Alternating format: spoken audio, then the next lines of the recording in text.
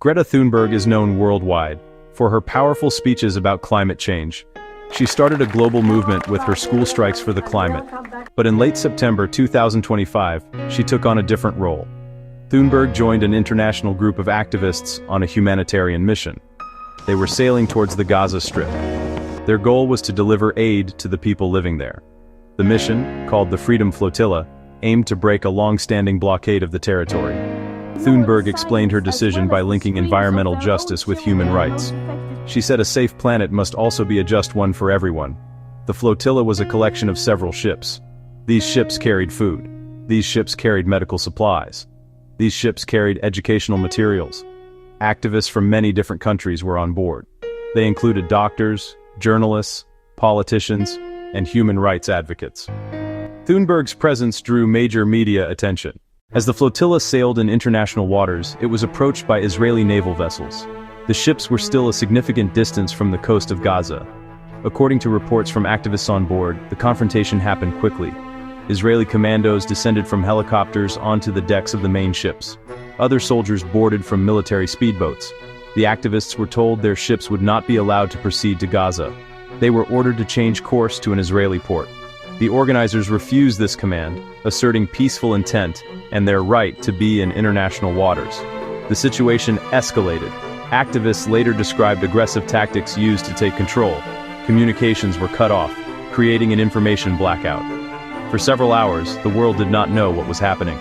The last messages spoke of a tense and confusing scene and military ships surrounding them. Greta Thunberg, along with everyone else on board, was taken into custody.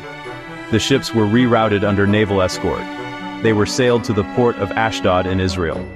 The activists were taken off the boats and transferred to a detention facility. Soon after detention, released and deported activists began to speak out. They made serious allegations about the treatment they and Greta Thunberg received. According to Al Jazeera, some claimed they were treated harshly from capture onward. They said they were handcuffed tightly with plastic zip ties. They alleged they were denied access to lawyers. They alleged they were denied access to consular officials. Accounts described a chaotic and frightening experience on the ships and during transfer. One allegation, reported by Al Mayadeen, came from a Turkish activist. He claimed he witnessed Greta Thunberg being pushed and shouted at during the takeover. The testimony spread quickly across news outlets and social media, sparking widespread concern. Conditions in detention were a major point of concern. Activists said the facility was overcrowded. They described it as unsanitary. They spoke of sleeping on thin mattresses on the floor. They said they were given very little food and water. Several reported that phones and passports were taken and not immediately returned. Amnesty International and Human Rights Watch called for a full investigation and for detainee well-being. Special concern centered on Greta Thunberg as the world waited for more information. After several days of detention, Swedish diplomats were granted access to Greta Thunberg. It was the first opportunity for her to give her own account to an official from her country. According to Haaretz, Thunberg provided a detailed report of her experience. She confirmed many allegations made by other deported activists and described harsh conditions. She spoke of inadequate food and the difficulty of communicating with the outside world. In her conversation, she reportedly gave a calm, factual account of the interception and detention. She described feeling scared and confused. She noted being kept in a separate area with other women, hearing events elsewhere in the facility. Her concern extended to others detained alongside her. Officials took her account seriously, adding weight to the growing body of evidence. While not all details were released, Sweden confirmed she reported difficult conditions. The meeting accelerated the process of her release. Diplomatic pressure increased, including a formal demand for the immediate and safe release of Thunberg and others.